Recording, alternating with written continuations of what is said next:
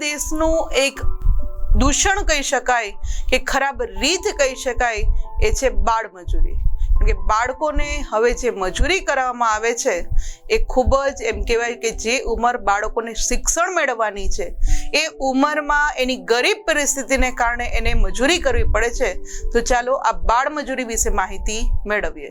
વિદ્યાર્થી મિત્રો, સમાનતા અંગે બંધારણમાં કેટલીક બાબતે ચોક્કસ માર્ગદર્શન આપણને આપવામાં આવ્યું છે કે કઈ રીતે સમાનતા. આમ છતાંય પણ આપણે ઘણી બધી બંધારણની અંદર સમાનતા જોઈ કે મત અધિકારની રીતે સમાનતા છે, કાયદાની રીતે સમાનતા છે, વિચાર અભિવ્યક્ત કરવાની સમાનતા છે, ઘણા બધી સમાનતા આપણે જોયા. છતાંય પણ આપણા ક્યાંક અસમાનતા જોવા મળે છે. કેટલીક વખત આપણને અસમાનતા કઈ રીતે? તો કે આવી અસમાનતામાં બાળ મજૂરી છે વિદ્યાર્થી મિત્રો, એક બાળ મજૂરી મુખ્ય ગણવામાં આવે છે.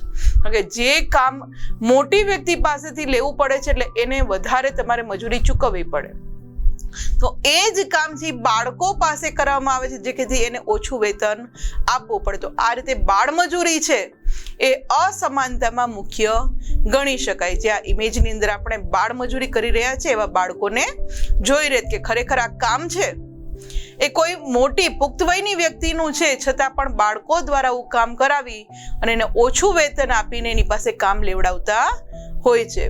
વિદ્યાર્થી મિત્રો, બાળ મજૂરી છે એ શિક્ષણ મેળવવાના અધિકારનો ભંગ પણ ગણાય છે, કારણ કે આપણા બંધારણ મુજબ 6 થી 14 વર્ષના બાળકને પ્રાથમિક શિક્ષણ મેળવવું એનો હક પણ છે, એની ફરજ પણ છે. એને અધિકાર આપવામાં આવ્યો છે કે એને મફત અને ફરજિયાત શિક્ષણ મળવું જોઈએ 6 થી 14 વર્ષના બાળકોને. પણ આ અધિકારનો હવે ભંગ ગણાય છે, કારણ કે બાળ મજૂરી કરે, જે ઉંમરે એને શિક્ષણ લેવા જવાનું છે ઉંમરે એ શિક્ષણ મેળવવાની જગ્યાએ મજૂરી કરે છે, એટલે જે શિક્ષણ મેળવવાનો અધિકાર છે એનો ભંગ થયો છે એવું આપણે કહી શકાય.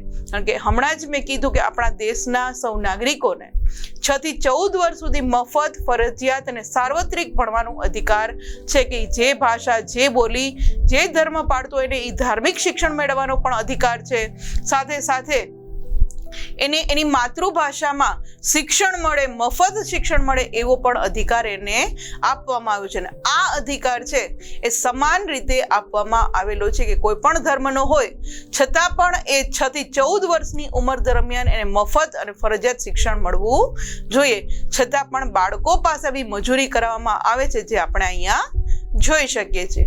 વિદ્યાર્થી મિત્રો, આધુનિક સમયમાં, કારણ કે આજે ટેકનોલોજીનો જમાનો છે, આધુનિક સમય ચાલી રહ્યો છે, એમાં ઉચ્ચ શિક્ષણમાં દીકરીઓને ન ભણાવવાનું વલણ ક્યાંક હજી આપણને જોવા મળે છે, કે હજી ક્યાંક સમાજમાં આપણને એવું સાંભળવા મળે છે, જોવા મળે છે કે ભાઈ ના, અમે દીકરીને બહુ ભણાવતા નથી.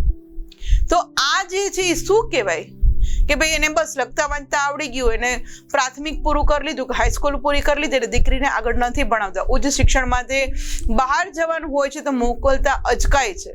તો આવું વલણ આપણને ક્યાંક જોવા મળે છે. અને બાળકોને શાળામાં ભણવાનું છે તે ઉંમરે તેઓ જ્યારે મજૂરી કરે તો આ એક પ્રકારનો ગુનો પણ બને છે. હવે તો એના માટે કાયદા લાવવામાં આવ્યા છે કે બાળકો પાસે મજૂરી કરાવતા હોય, કોઈ કારખાનામાં, કોઈ ઉદ્યોગમાં, કોઈ હોટલમાં, જો બાળકો પાસે મજૂરી કરાવવામાં આવે તો એ કારખાનાવાળાને, હોટલવાળાને ગુનો ગણી એની શિક્ષા કરવામાં પણ આવતી હોય છે, એટલે એને દંડ પણ આપવામાં આવતો હોય છે. આગળ વાત કરીએ વિદ્યાર્થી મિત્રો, તો 14 વર્ષ કરતા નાની ઉંમરના બાળકને મજૂરી રાખવું એ કાયદાનો ભંગ થયો કહેવાય છે. કારણ કે 14 વર્ષથી નાના હોય છે છતાં પણ એને આવી મજૂરી કરાવવામાં આવે, કારણ કે જે ફટાકડા બનાવવાના જે કંઈ કારખાના હોય છે વિદ્યાર્થી મિત્રો, ત્યાં ખાસ બાળકોની પાસેથી કામ લેવડાવવામાં આવતું હોય છે. તો આ એક ગુનો પણ બને છે, અને એ ગુના માટે આપણા બંધારણની અંદર શિક્ષા અને દંડની પણ જોગવાઈ રહેલી છે. એટલે 14 વર્ષથી નાની ઉંમરના હોય એની પાસે જો આપણે કામ કરાવીએ તો કાયદાનો ભંગ ગણવામાં આવે છે, જે આ ઇમેજમાં આપણે જોઈ શકીએ છીએ.